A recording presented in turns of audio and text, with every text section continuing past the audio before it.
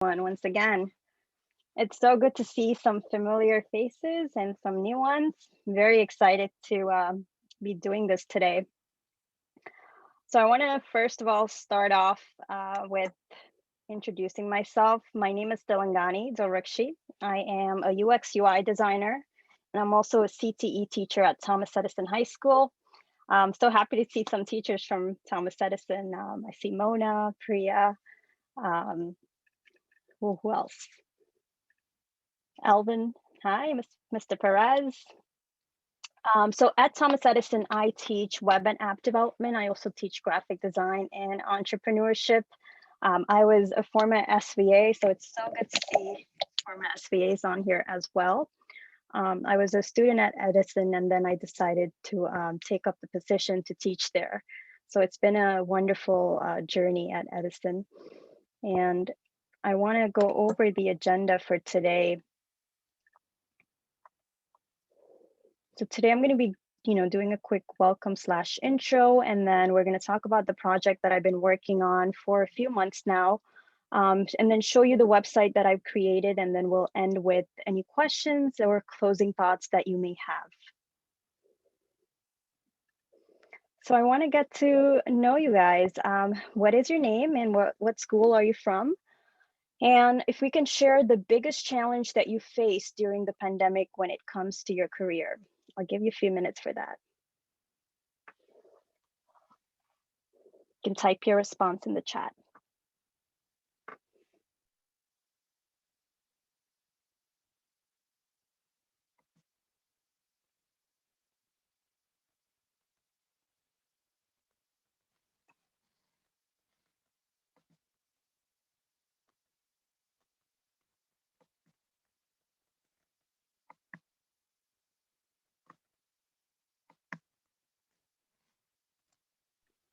Awesome. Art and design, keeping students motivated. Oh yeah, definitely. Student engagement.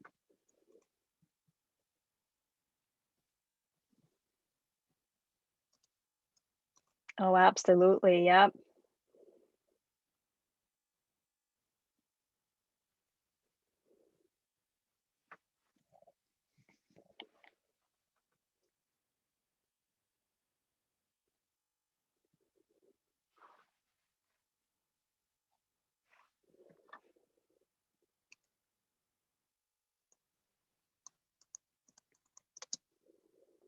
Yeah, student engagement seems to be a common factor among all. That's true. Especially with cameras being off sometimes, right?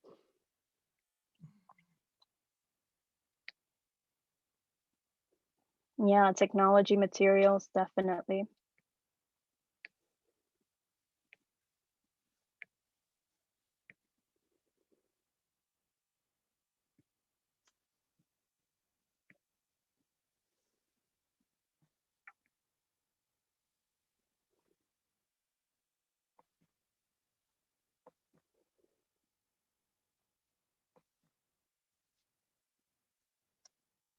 Yeah, I see. So student engagement, having, keeping students interested, those seem to be the common factors.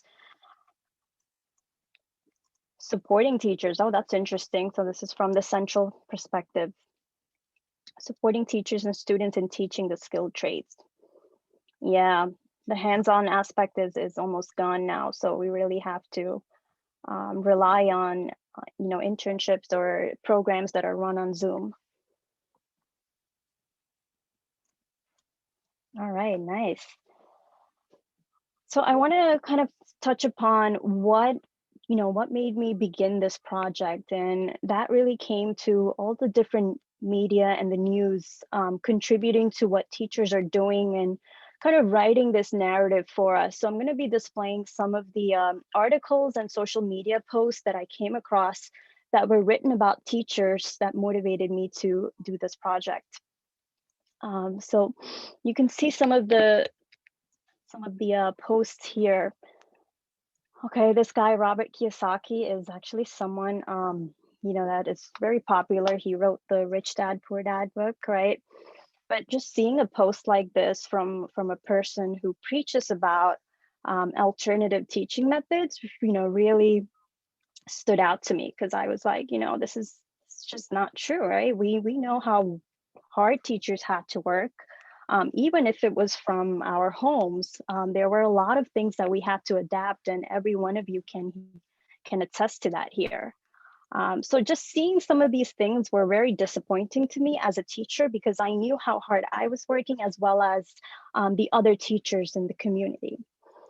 So I thought, instead of letting someone else write this narrative for us, why don't we take the power back into our hands and rewrite the story from our perspective?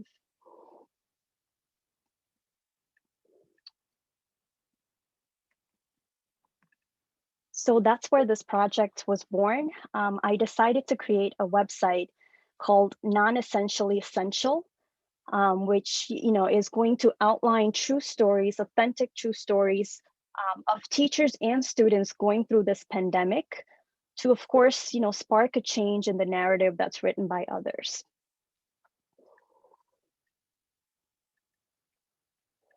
And of course, some of my project goals were to write history, right? So I wanted this to be something that stands for a long time. And even if someone was to do any research around how education was during the pandemic, they can always refer back to it.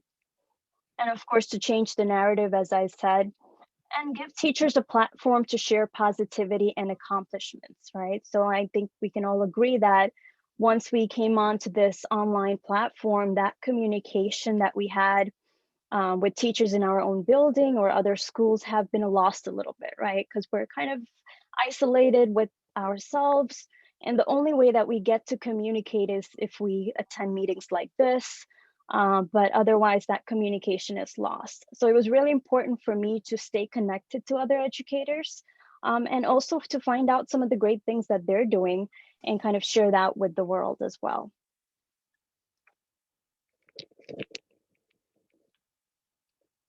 So in order to look for teachers for this blog, I reached out to my own circle, and I conducted interviews over Zoom, and just, finding out what is it that teachers are doing these days, what are their difficulties, and then how do they see the future of education, right? So that kind of sparked the conversation in how we should be moving towards the future. And I truly learned a lot through some of these amazing stories. So this is the website here. I'm going to pull it up here, and I'll also put it in the chat. This is the homepage. So this is actually my classroom, right? A classroom that once was filled with students, sitting close to each other, working on projects, now look like this, right? And this was like around September, right, when we had to socially distance and move the desks, and the extra desks and chairs that we had to put it to the back. So I kind of wanted that to be the telling picture of what the pandemic has done. And I'm going to put the link to the website to show you how the stories look and everything. And this is also my school here, how the hallways were so empty. And then we come to stories. So I wanted to get the perspective both from a teacher's perspective and from a student's perspective, because they are very different. And I want to touch upon some of the points that were touched upon by both the students and the teachers in a few. So you could see. And actually, one of the teachers that I interviewed is here. Damiano is here. And then let me go ahead and put this in the chat, because I want you to take a few minutes to take a look at this website. And if there's anything that stands out to you in these stories, feel free to share. And I'm going to touch upon some of these points in a few as well. So let's take about 5 minutes for that.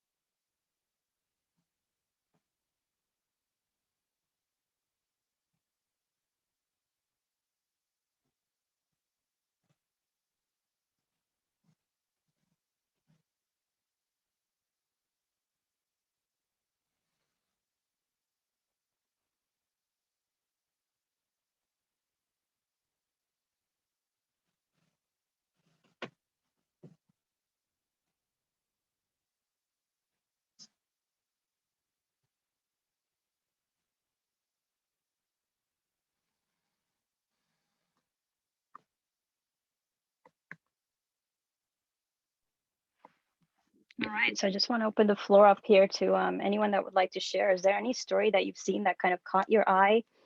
Maybe something that that you can relate to? You could also put it in the chat as well.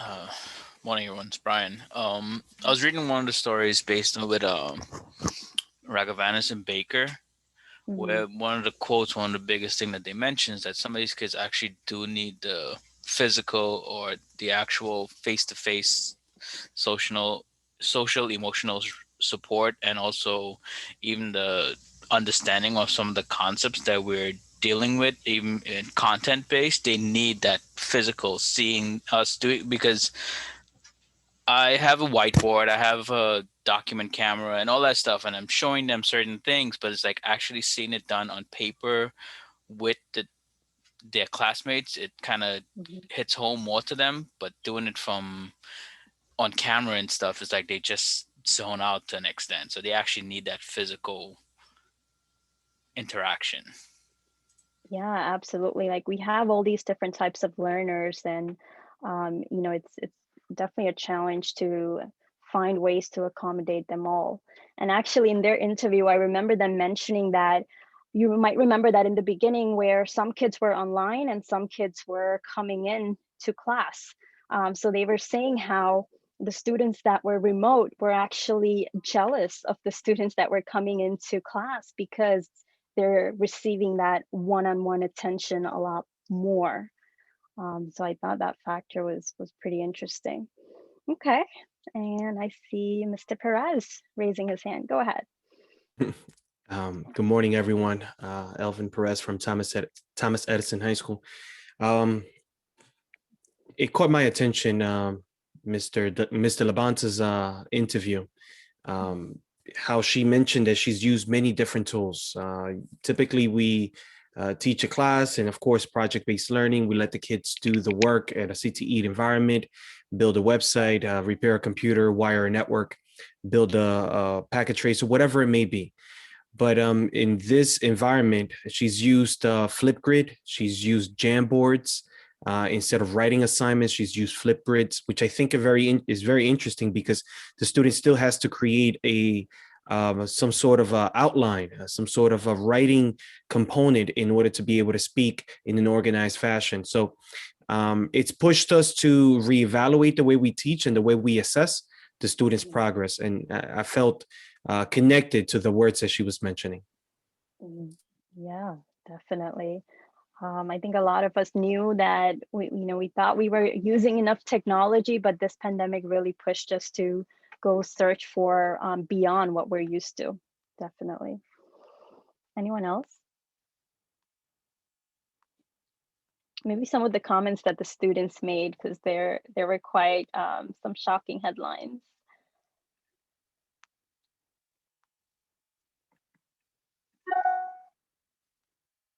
Okay, I see Andrew. Go ahead. Good morning. Thank you. Morning. Just lower my hand there. Yes, no, I read the students, but one of the initial comments I wanted to make is the one interview. I don't know the teacher's name. Is how is the role of the teacher changing? Mm-hmm. I could appreciate the challenges that he faced.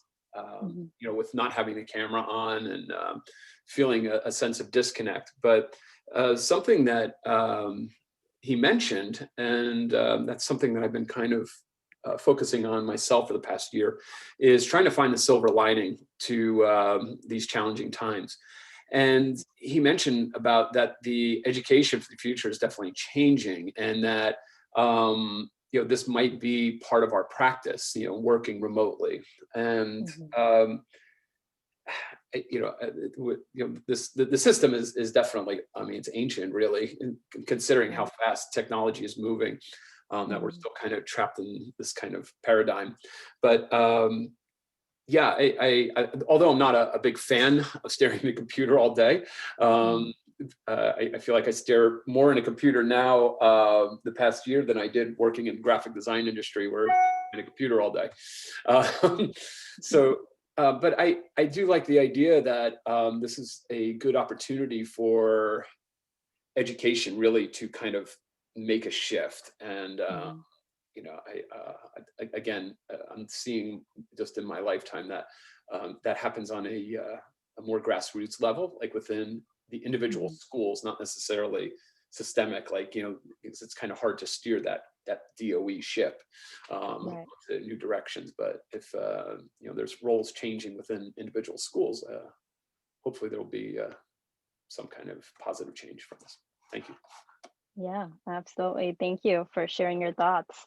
And Can I add one thing? I like the shift, but I hate the fact we don't get any snow days anymore. yeah, that's true, right? Sometimes we're kind of we're underestimated in the sense that just because we're home, you know, like there's no need for snow days. But and then that's why I think some teachers are talking about the balance, right? How do you find that life work balance, healthy balance, that is. So I want to touch upon some of these. Oh, actually, yeah, since Damiano's here, Damiano was the one that mentioned about how to find a healthy work-life balance. Damiano, you want to touch upon a little bit? Yeah, that's me. Hi, everybody. Damiano from the Brooklyn STEAM Center. And so when I met with Dilangani, we had a great conversation about, you know, what does it actually mean to be an instructor in a virtual environment? And so, you know, through that interview and on the post, you'll see that there are things that we already know. There are, you know, the areas of gray where when do you log off? Like 3 o'clock is not, you know, the end time for most teachers when they're in the school building. So when do you stop looking at emails?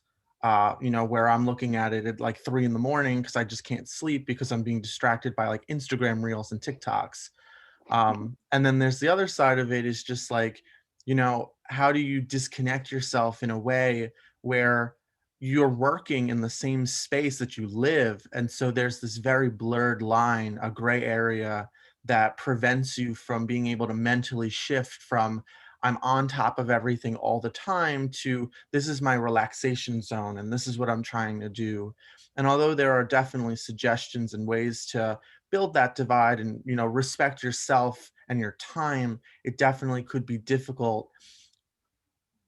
In addition to the fact that, you know, there is not a lot of resources related to self-care and resilience on the part of the teacher, as opposed to the various and copious amounts of resources that have been shared for students in a way that benefits them. Even though those tools can be repurposed for us, it would be nice in reference to like having a snow day, having holidays and vacations respected, because although we're not going anywhere and we're not exerting additional physical effort to do things, the work that we do is mentally taxing in all regards regularly, but even more so in a virtual environment. And so things like removing spring break and, you know, challenging us to, you know, make up for days because the regents were canceled, it definitely can weigh in on what we're able to do and how we're able to effectively execute the things that we're doing.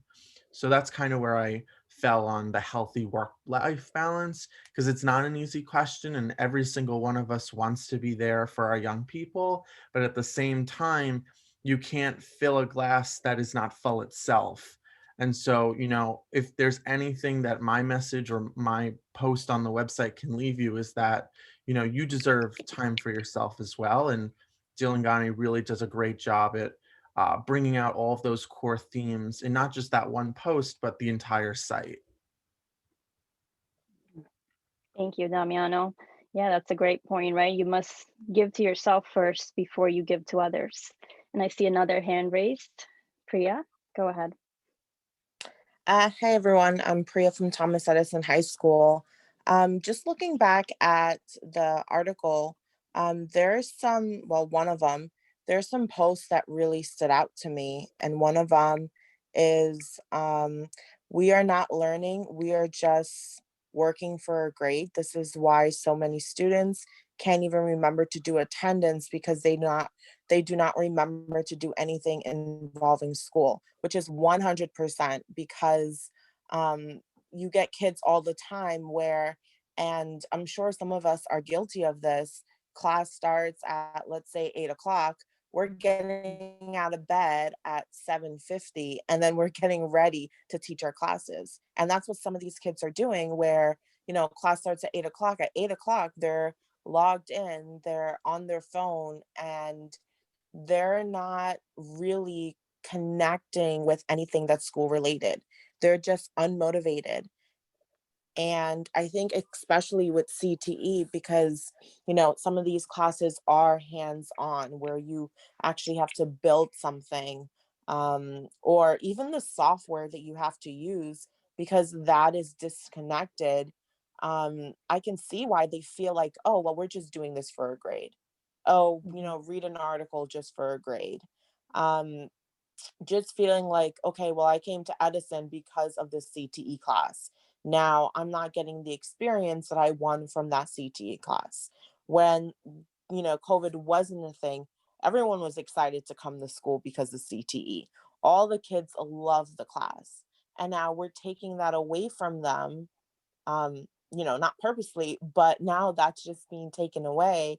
And they're just left with knowing what they know, which is, how can I do the bare minimum?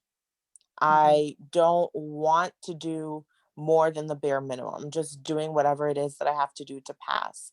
And then because I feel personally that because they feel unmotivated to do anything school related, you get those set of kids at the end of the marking period that just comes and they tell you, oh, miss, I just felt so unmotivated and I'm so sorry for the beginning of the marking period, but I really want to pass the class. And what can I do to pass the class? What can I hand in? And you're like, really? You had all this time to do something, but you're waiting last minute. And it's because it's not school related for them. They're not making that connection. And it's only until there's a consequence at the end, and that's their grade, in that moment, in those couple of days, do they feel motivated to actually do something. Mhm. Thank you, Priya. Yeah, those are some valid points. And especially with certifications and CTE, certifications are a sort of driving force that, helps them to qualify for all these internships. And especially with that being up in the air, there's, less reasons now, right? So I also see Mr. Hannon. Sorry, I don't know if I said, No, is no that correct? problem. No problem at all. It's Hanan, but Hanan. it's a hard name to pronounce. Sorry, So Hanan, go ahead. I teach filmmaking at the High School of Art and Design, and I wanted to address two things. So number one, I have asthma, so I already knew that I needed to be remote. So over the summer, how do you make films without the cameras and the equipment at school? So the first thing was, I think it's really important to design the curriculum and the projects in a way that allows the kids to be successful. So what does that mean? I knew that the kids can all film with their phones. I asked the PTA to get us arms that would mount the phones, onto objects. Adobe Premiere Pro gave free copies of the software, but not all of the kids had the laptops. So I made sure that in the first couple of marking periods, everyone was editing on their phones using iMovie or KineMaster, while I made sure that everybody who needed a laptop would have one, and that was installed. So I think one of the challenges is when we try to apply the projects in the same way we were doing them when we were in class to the kids, it kind of sets them up for failure. So it's really important, I think, that we design the projects in a way that allow the kids to succeed, which is one of the reasons it's so much work. And then the second thing that I found with engagement, I insist on a camera on policy. I fought my administration on this, and I ended up getting written permission from the parents using a Google form, because with Zoom, you can change the background. So, I knew that the kids don't have to show where they live. I reasoned to parents, what's happening is, class would end and the kids straggling behind would be the ones with their cameras off. And kids would confess to me that they would turn their camera on in the beginning and then they would turn it off and go lie in bed. And it was very evident that if the camera isn't on, if I can't see the kid and engage with the kid, they're not going to be engaging with me. And I see that that applies to adults as well. As soon as my camera is off, I'll check an email, I'll do something else, and I'll be listening, but kind of listening. And it's a different experience than when my camera is on. So I think that those two things, number one, restructuring the project in a way that allow the kids to be successful. And number two, insisting on having the cameras on and getting written permission from the parents in order to be able to justify doing that. While it's a lot of work up front in the beginning, it leads to a much greater engagement. So my first period class, I have almost 100% attendance every day. And it's because of that policy. Just one last tip is that we use in our school a program called Kinvolved, which sends text messages to the parents. So if a student is not in my class in the first 3 minutes, I send immediately a text message to their parents and they wake their kid up and bring them into class. So these three things together, I found has led to a much more successful remote teaching experience. Thank you. Oh, that's amazing insight. I want to actually take notes and try some of those programs. And this is why I love talking to teachers, because every time I feel like I learned so much from what we're already doing. And I see some comments here in the chat as well. Yeah, adaptability, flexibility, and adaptability are definitely key to surviving this pandemic here. Yeah, and then I see some other traits like nursing, where everything is hands-on. Yeah, and also automotive as well. Right before this, meeting, we had a meeting with the principal, and some of the shops in our school are very hands-on, like automotive, robotics, medical fields. So some fields adapt easily, like especially like web design and graphic design, but then there's challenges with fields that are more hands-on.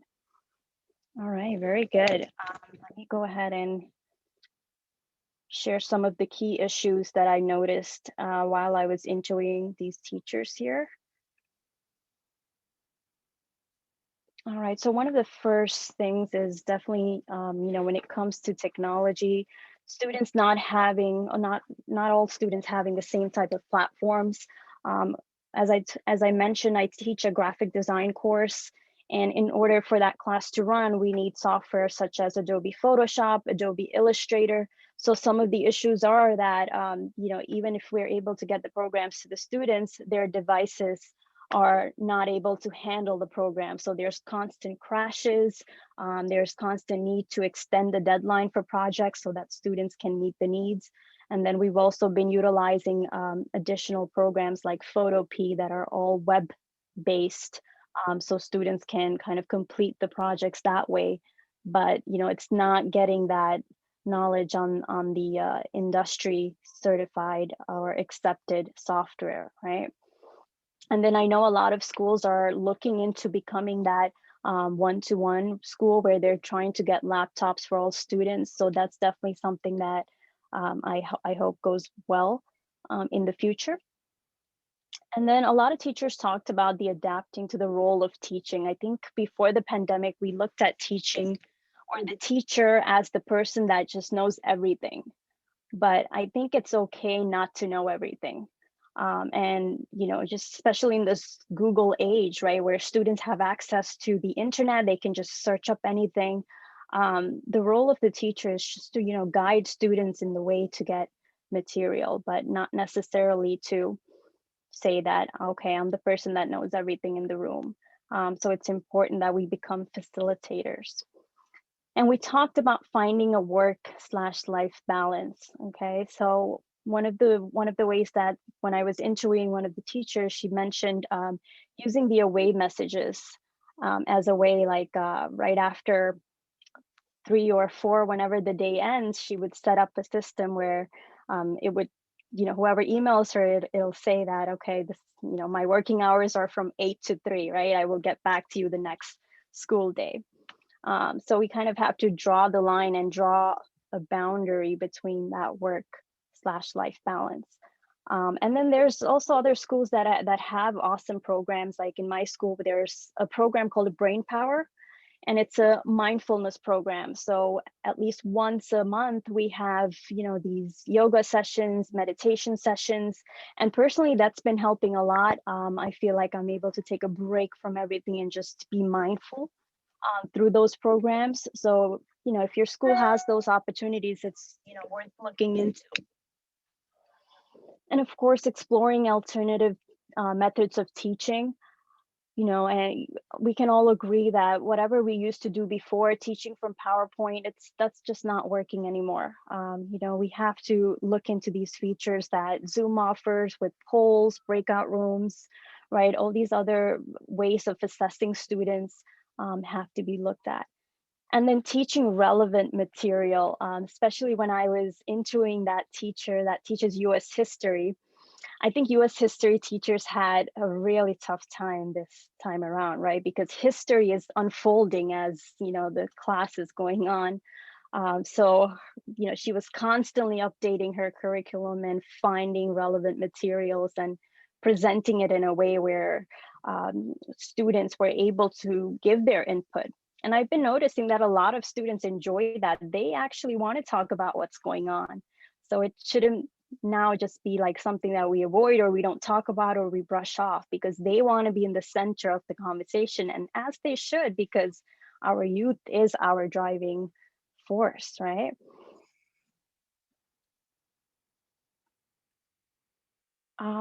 So I want to also just give if anyone else has a comment or want to add to this list, maybe from your own experience, just want to take a quick pause and see if anyone wants to add.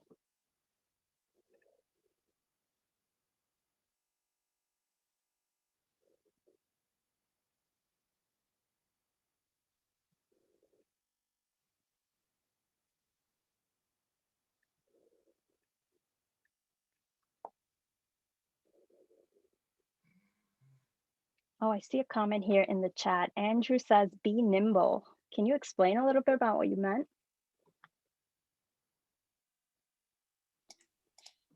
Whoop, sorry. Yeah, I think what Hanan had, just to tag on to what my colleague had said, we can't have the expectation that what we're doing remotely has got to kind of, stay the same. And was it Bruce Lee, kind of be like water, just kind of, you kind of have to form into it. And yeah,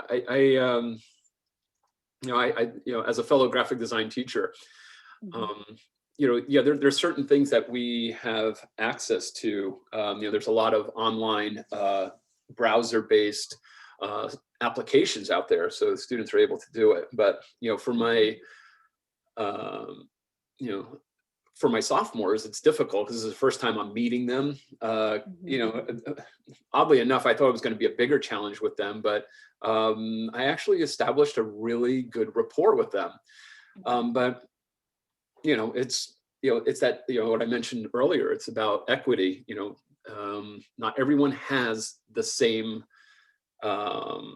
capabilities, technology, access to technology, materials, etc. So yeah, we have to kind of adapt. And like you said, I think it's hard for not that I want to be the be all end all, but my students are so used to looking to me for guidance, but it's also the idea that yeah, I don't know it all. We're going to learn together, and and I think it's important as teachers to it's okay to put your guard down, and it's clearly a fine line between a teacher and a student, and I don't think we should ever change that, because we're definitely, I find every day I learn from my students in some capacity, now even more so with the pandemic. Yeah, absolutely. Thank you for that. And I also see a comment here in the chat that says, be on top of your outreach to the parents. Yeah, more than ever, it's, you know, it's very important that they're in conversation. So definitely.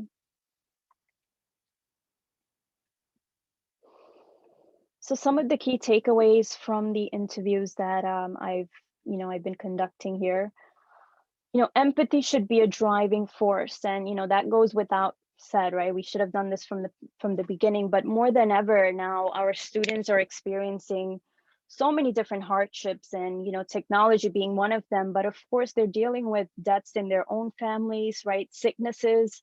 I even have students who say, you know, Miss, I can't attend your Zoom call today because I have to take care of my little brother, or my mother wanted me to help her with something, right?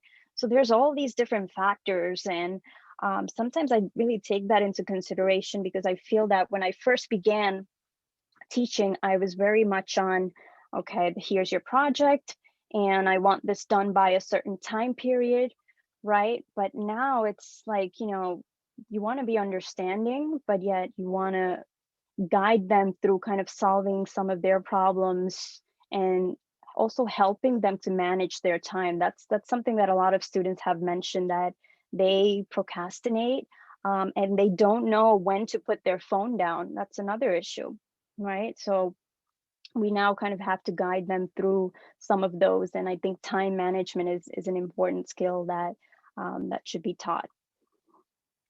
Okay, so create boundaries, and I think we talked a little bit about that, with work and life balance. Creating safe spaces in the online environment. So when I was talking to one of the teachers, she mentioned that she has this right after school. She opens up kind of like these office hours to students, where you know they just come in and they talk about what went well on their day and what didn't go well. So it's nothing in the sense of tutoring or anything, but it's just a safe space for everyone to get together and to talk. And that's really important for our students nowadays, because some students say that, you know, they really don't get to talk to their classmates, you know, as they were used to, because they used to see each other in lunch and hallways, and you know that all of that is taken away. So kind of having that open space where, you know, students just can freely talk to their classmates and even their teacher, is really beneficial these days, right? And then the other point is to create your own video content. You know, talking to a lot of teachers, they mentioned that, you know, what used to work before is absolutely not working anymore. Some students prefer those online tutorials to refer back to what you did, and you know, kind of look at it on their own time. And this is something that I'm actually working on too, to take all of my graphic design lessons and to create tutorials, for the students to have to refer to later, right? And if you notice, like Zoom has a feature where you can live stream for YouTube, right? Anyone here done that? Live streaming or any sort of like video tutorials? Or even you can, this is William from Intech. Hi. Hi. You can also record using Google Meet, and you can record a Zoom meeting. I think I've done like 2 meetings so far, and I had to record the meetings, which were over an hour and a half or 2 hours using Google Meet, and then I posted with my kids. Nice. How were the responses? Well, I tell them you can skip to a certain portion of the video so that you can get to that part that you're interested in, and that's usually I do that. And I do record my content, practically almost like every day or for every class I need it, because they needed that one-on-one with you, and not just simply someone else on YouTube. And usually my contents are like maybe 30 minutes, 45 minutes. And then I added some supplementary videos later on. And I use Google Meet to do all the recordings. Oh, that's awesome. And that's good. That way, if a student is absent or anything, they can always have those videos to refer back to. Yeah. Great. Yeah, and I've seen a lot of teachers get really creative, like even using TikTok as their form of instruction. So, it's really cool. But of course, you want to be respectful of any guidelines that DOE has in place when it comes to using these contents, right? Um, yeah, absolutely. Video tutorials, TikTok, and so on, and even websites. A lot of teachers nowadays have websites where they post all of their work on a website that they created for their class.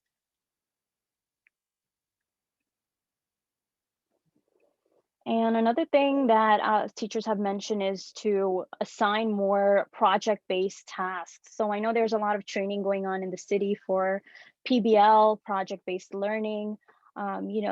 This is definitely what the future of education should look like, right? No longer should students receive busy work, but they should be working on meaningful, relevant projects that help solve real issues that are going on here, right? So I teach an entrepreneurship class, as I mentioned earlier, and one of the things that we do in that class is we have the students identify a problem that exists, and they have to come up with an app idea that will help them solve that problem. And students have such a great time with that project because they get to pitch their idea, and actually go through the process of developing an app. So you can tailor that based on what you teach, but just more project-based tasks. And then, of course, looking into the hybrid learning model moving forward, right? We don't know when schools are going to open, but one thing for sure is that it should not go back to the way that it was before, because this pandemic has been an eye-opener for so many of us, even on a professional level, that maybe learning just happens, learning in school just happens maybe 3 or 2 days, right? Whereas the other half of the time students are online and they're engaging through various technologies. Okay.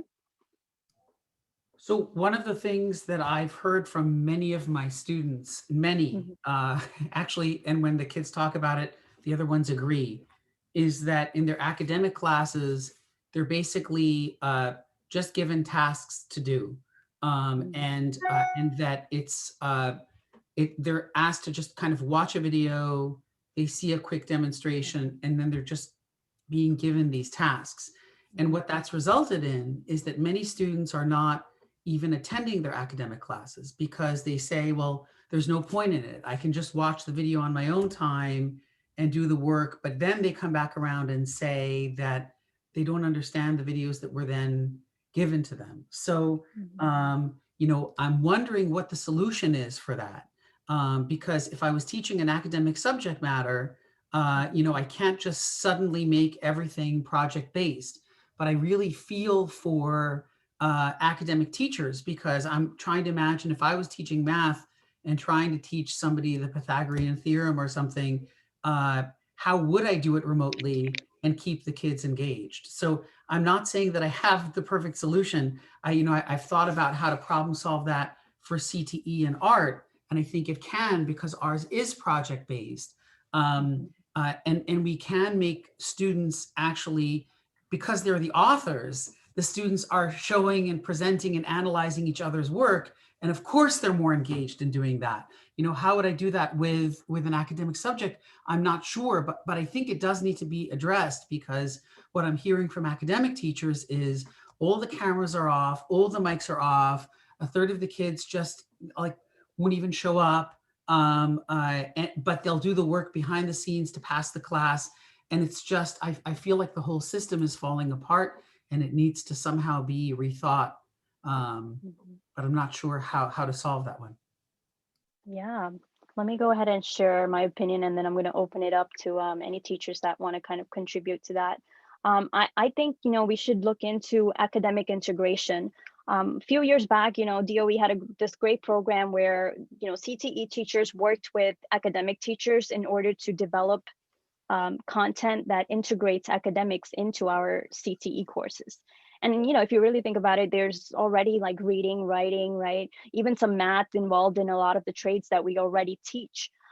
So if we take a subject like math, for example, and if that math teacher works with a teacher like me who teaches web and app development, where we teach Python, there's concepts that overlap in that math class and Python. So if we can find a way for those teachers to collaborate and for those classes to collaborate, maybe they do the math in their math class, take those numbers, come to web and app development, and then code that program to develop a Python, Pythagoras theorem calculator, then, that will open up some doors for them to not only engage, but also to see how what they're learning in math is beneficial in the workforce. But any other teachers have ideas? Good morning, everyone. This is Mona Singh from Thomas Edison High School. Dilangani, I do agree with you about the academic integration, but I also feel that the same way we integrate academics into CTE, academics should integrate TTE into their curriculum. And the reason I say that is because I know I came across a lot of teachers in my career that say, academic teachers that is, that say, we'll have the same student and they'll say, the student really isn't doing well in my class. They're not paying attention. And I'm like, well, this is one of the best students in my class. They're excelling every single marking period and they're doing what they have to do. They come to my class on time. And it's because the kids just enjoy CTE. They enjoy hands-on. They enjoy the topics, even if I give them a writing assignment, because again, I was told to integrate academics into it. If I give them a writing assignment, they enjoy doing the research. They enjoy learning more about it. And I feel like maybe if English teachers were to give an example, just a technology essay, for example, or math teachers were to relate, calculating clock speed or things like that in regards to CPUs, I just feel like, it shouldn't be a one-sided thing. I think we've gotten to see the amazing sides of our students that the academic teachers haven't really been able to see. And I do think that academic teachers, I think we're underappreciated in that world because I've seen a lot of teachers tell students, and the students come back and tell me that they, my math teacher said, CTE doesn't matter. I don't need this class to graduate. But at the end of the year, when they're graduating, it's that same CTE class that allowed them to choose their major in college, or to even just get a career straight out of high school. So that's just my take on it. I'm not sure if I'm being biased because I'm a CTE teacher, but that's really what I've seen in my years in CTE, and I do think it needs to be changed a little bit and updated. Well, Mona, if I can just respond to Mona, because I've had that experience as well. And I actually went as far as to approaching some math teachers and asking them, what do they have projects that are interesting for the kids? And some of my favorite math teachers have actually explained to me that the problem that they run into, they love doing projects like that. And the kids are engaged when they do projects like we do in our CTE classes. The problem is that they have the pressure that they're supposed to prepare the kids for the Regents exam. And what they run into is that for the Regents exam, they have to cover, this is how it was explained to me, they have to cover a certain amount of content or the kid is not prepared for the Regents exam. And it's such a wealth of content, so much that they could never create projects that would incorporate all of those different things. It literally has to be, every day has to be devoted to teaching another concept. Otherwise, they won't cover the material. And that's the problem, the logistical problem that they're running into. I think that this is a larger issue, that instead of having a Regents-based evaluation system, which is creating very much a teaching to the test philosophy, they need to rethink education as a whole, because ultimately, even if a student does well on the Regents exam, that doesn't prove the student has really learned anything. They might memorize some skills and then forget them.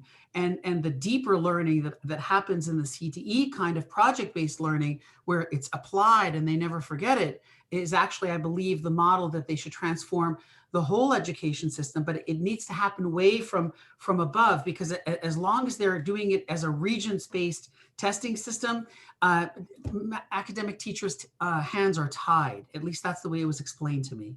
No, I absolutely agree with you. And I also think it's the same thing where kids say, when am I going to use this ever again, right? And honestly, 8 times out of 10, they don't use it again. And that, like you said, it's a Regents exam. And look what's happening to the Regents exams. They're canceled, right? So how do you really measure what the kids have learned? some of the kids ask me, Miss Singh, what's the purpose of this certification exam? What are the benefits? And I tell them it's recognized nationally. Like a lot of our CTE exams are recognized nationally after high school. But the Regents exam that you took in 10th grade, that's literally just for you to graduate high school and get into college. You don't really use it after that.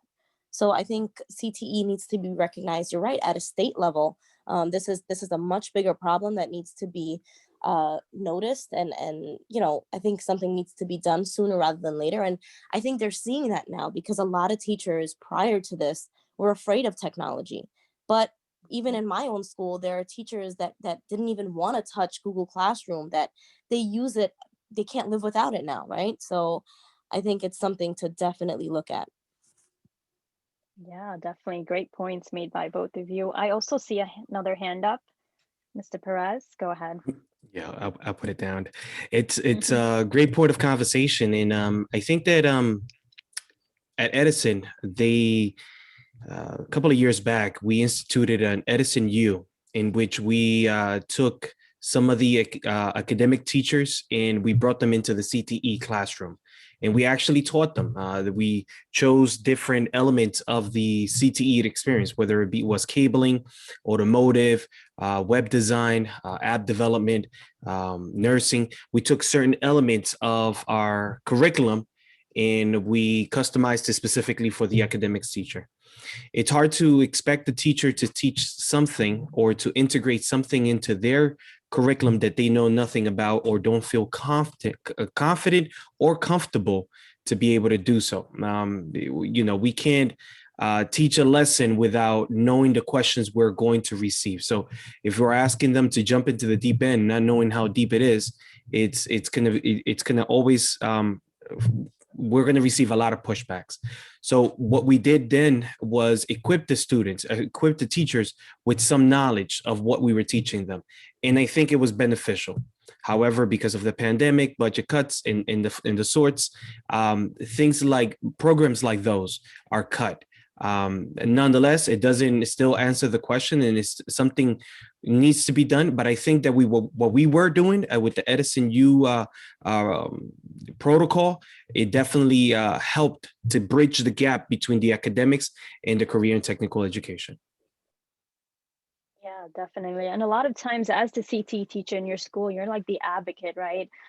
So, talk to as many teachers and maybe even invite them into your classes and maybe your Zoom classes now, but just to see, what is it that we do, and also for them to spark any ideas if they can use bits and pieces into their curriculum. And, we mentioned about regions, right? So with this year, regions being up in the air, right? Some people are saying that it's not happening. I think this is the perfect time to experiment, right? Without having that pressure now, try introducing something else. But really it comes down to the individual teacher and how far they're willing to go to introduce and try different methods. I'm seeing some conversation here in the chat as well. This is great. Yeah, students who want to, so some of you are saying here that students should have a choice in if they wish to take the Regents or not. Yeah, absolutely.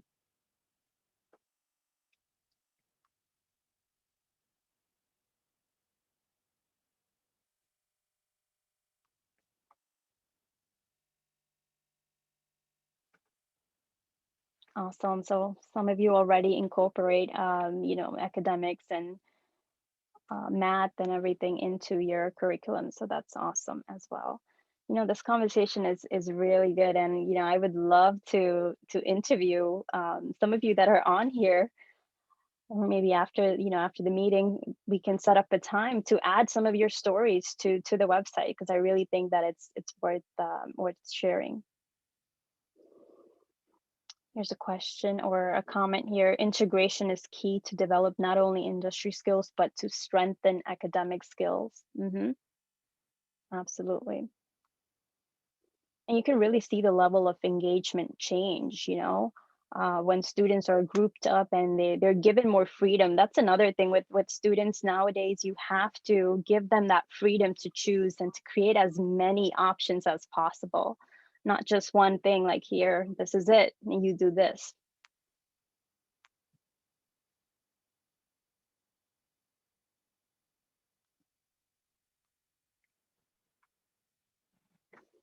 Great insight.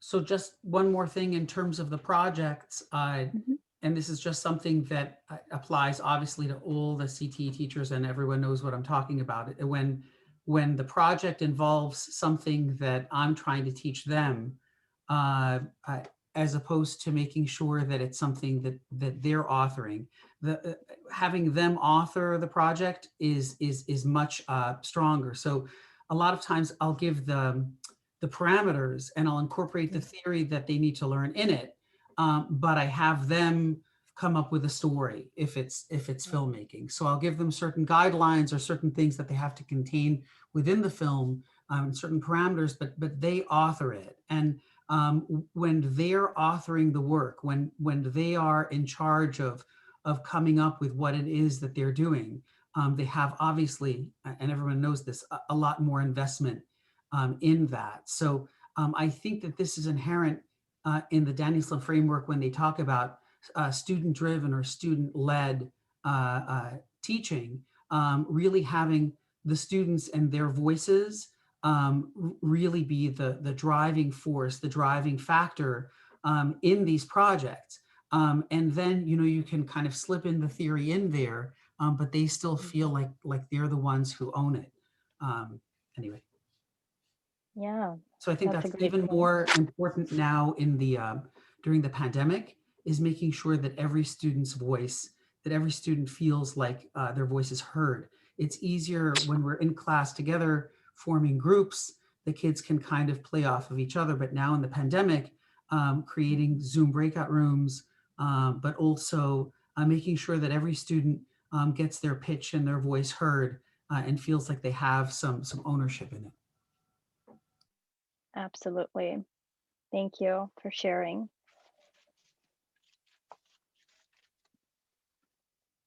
This is some great insight. I'm truly happy to be having this conversation with you guys, and definitely would love to interview some of you that are on here. So I put my contact information here. You can reach me. I have a website, and then I'm also on LinkedIn. Would love to connect.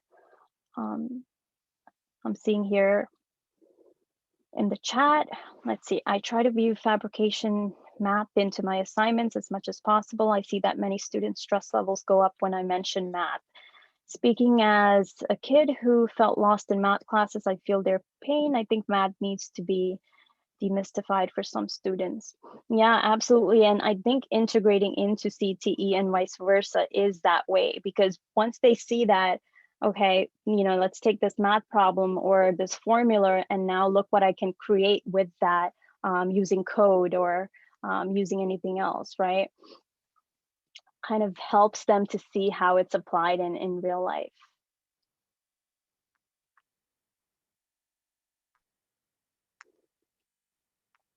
No, there is no attendance link. It's actually, I think, like when you came for the meeting, they asked for you to register, and I think they used that as attendance. And Gab, you can correct me if I'm wrong.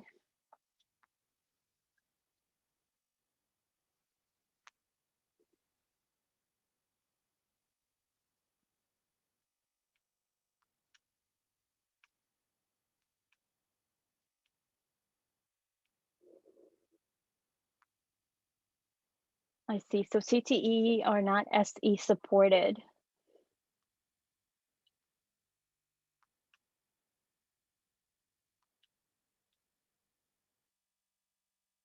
Seriously, do you want to talk a little bit about what that means?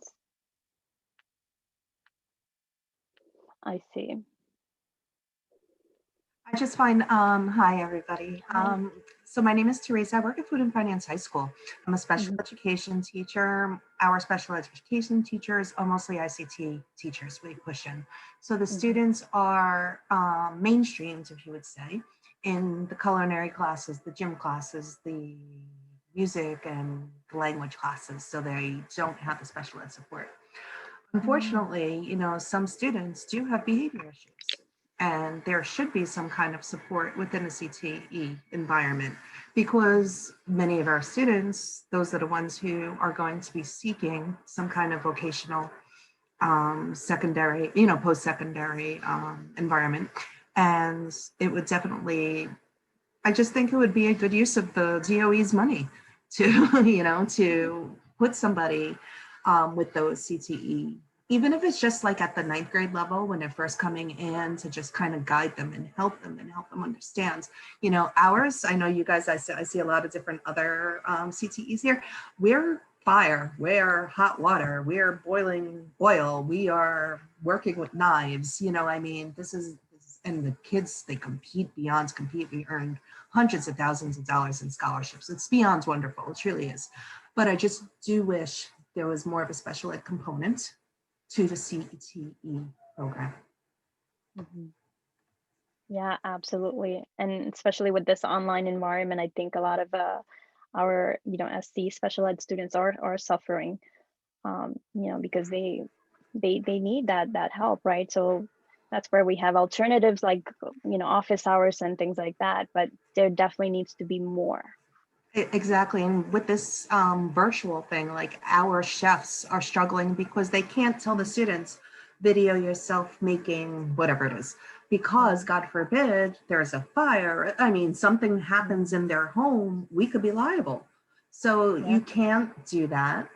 So what is it that you do for such a hands-on, CTE is a hands-on experience. So, this virtual world is really hurting the CTE, I believe. Absolutely. What are some alternatives that you've found? So is it like just theory or? Alternatives? Yeah. Some of, like trying to have the students find videos that they find, enriching, or research recipes, or research a certain chef, they just recently did, All Chefs of Color. They created a book.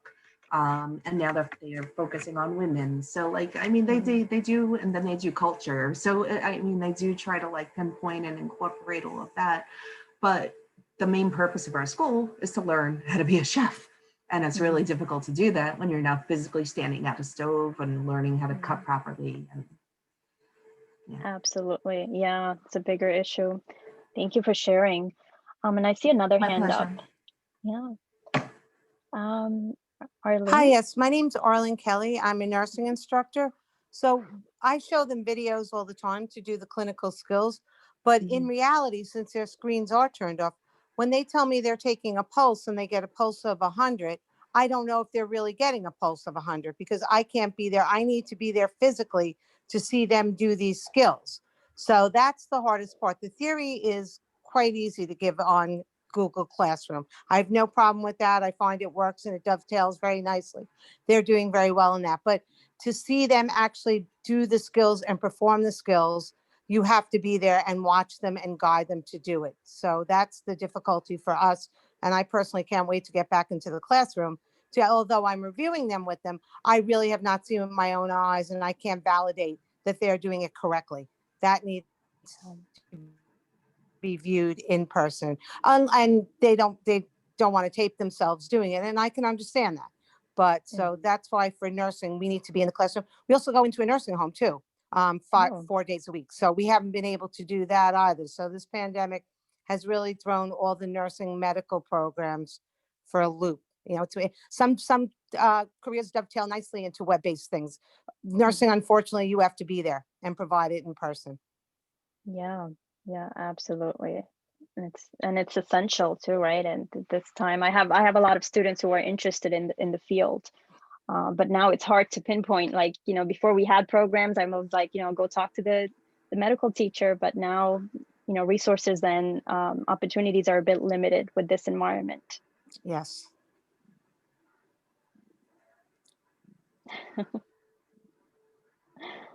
TikTok. I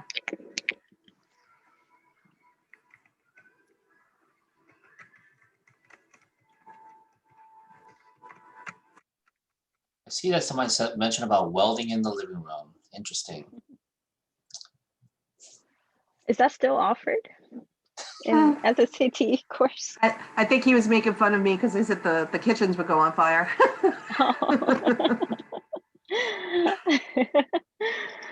That's funny.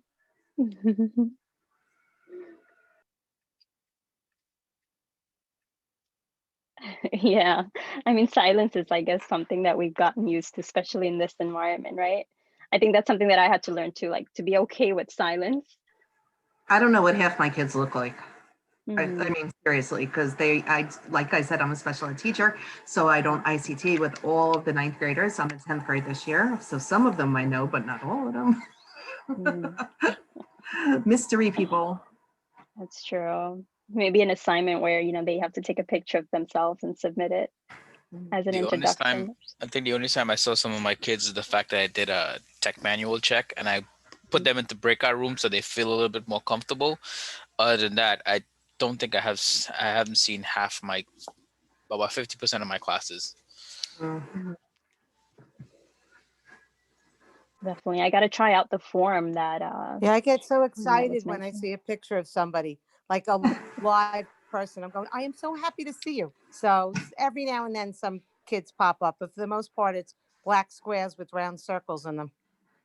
Do you guys find like a huge discrepancy between students who are coming and students who aren't coming? Like we have students who are either in like the 80s and 90s because they're attending and they're doing really well and they're participating. And then we have kids who are just LTAs. We have never seen them. They literally have zeros. They've never attended. They're not there. We hear kids are out of the country. They're out of the state. I mean, it's just beyond unreachable on how do you help somebody like that? Does your school have like an attendance policy as to like, do they just need to submit the work or do they need to No. show up on Zoom? The DOE says there is no attendance policy. So, Well, our school says they we- have to be present on the meet to be marked attendant. Yeah, present. So that's our attendance policy, and then we grade according to that. So, but you're right. I have some kids that do fight fabulously well that come every single day. I have some kids that are actually doing better in the remote than did better in the classroom. And then I have some kids that just submit the work and never show up, so their participation grade goes down. But for the most part, most of my kids are submitting the work and do show up every now and then. But some students I cannot rely on a day-to-day basis to be there. And it's who knows if it's the device or the platform. I mean, you can't really know for sure. Yeah, So, definitely. And part. Very true. My son goes to my son's 10, my older son is 10 and he goes to a DOE school. I'm not going to mention which one because my wife made me promise not to, but at his school, which is 5th grade, he basically, they said that if their camera is off, it's considered an absence and it's a DOE school. And the result has been that the students are performing really, really well. I think, the idea of if a kid is in school, they can't hide behind a wall in school. They come to school. So, I believe that there's a reasonable argument to make that the kids should be there every day for the consistency and to have their cameras on. And I'm absolutely not blaming any teacher. I don't believe that this comes down to the teacher. I think that this needs to come all the way from the top, going down. I think that we're doing our kids a disservice by, allowing them not to show up or not to have their cameras on or just to kind of to log in and then log off. I think this needs to be system-wide. And if there's some kind of extenuating circumstance with some student, that can be arranged privately. I have students sometimes that have an extenuating circumstance and they email me, and that's a completely different scenario. We have a very big homeless population in my school. So it might be a privacy. It is. That's why they're telling us that we can't tell them to put on cameras and we don't have to be, that's right. It's not enforceable because of privacy issues and the DOE says so. And I think once they made that public, the kids got a wind of it and you don't see anybody anymore. But I think what's happened is that everything is turned on its head. So number one, a lot of the privacy issues could be solved by changing the Zoom background, not all. And there are many kids mine. We have half of our students live, receive more than half receive free or reduced lunch. We go in and out of being a Title I school. But the point is, is that sometimes a student explains to me, I can't turn my mic on because there's some noise going on in the background, or this is what's going on, I need to have my camera off. But what's happened is because of this permission, it's led to even students that normally would have their cameras on, they don't want to be the only 4 that turn their cameras on. So they're literally telling me, Mr. Harkle, yours is the only class where we turn our cameras on. I had students say that, and to me, that it's unfathomable. It's doing the kids a disservice. So, you know, I think there needs to be a more nuanced approach, and I really think ultimately it's destroying the educational fabric from within. I think as long as you get parental permission, like I got written parental permission, you know, asking, do you agree for all the reasons that I mentioned that your child should have their camera on? And have you discussed this with your child? And they both write yes and yes. It's going directly to the parent's email, and I have that form back. The parents want it. And then when I contact the parents and then they say your child still isn't turning their camera on, and you know, I ask them a question and they're not answering, then the parents are like, you can be sure my child will have their camera on tomorrow. I mean, the parents want to know about it. So it's just, the kids are running the show now in this case. And ultimately, it doesn't, not only does it not benefit them, they become unhappier as a result. They're happier when they're in my class having the camera on, because then they're producing work, and then all of a sudden they feel like they're successful. So it needs to come from the top down. It really And does. on the flip side, I've had parents that I've called multiple times and nothing has changed, like on a daily basis almost. So sometimes our hands are tied, and the policies from the DOE are all over the place. We've received very little support. They're just throwing out, try this, try this, try this. I mean, you don't want to be told what to do, but a little more guidance would be helpful. Yeah, definitely great insight. And I do agree with a lot of what you're saying, right? With one sort of policy affecting all our schools. You know, I'd love to keep this conversation going, but unfortunately we're out of time. Thank you guys so much for joining. I definitely learned so much from you. And, you know, if you want to be featured on the website, please do email me and we'll set up a appointment for an interview. Thank you. It was a great session. Thank Great you. seeing you too. You too. Thank Great you for job. coming. Thank you, Ms. Ill. Thank Okay, you. Very guys. much. Bye. Stay Thank safe, you. everyone. Thank You you. too. Bye, everyone. Bye. Bye. Yeah, goodbye.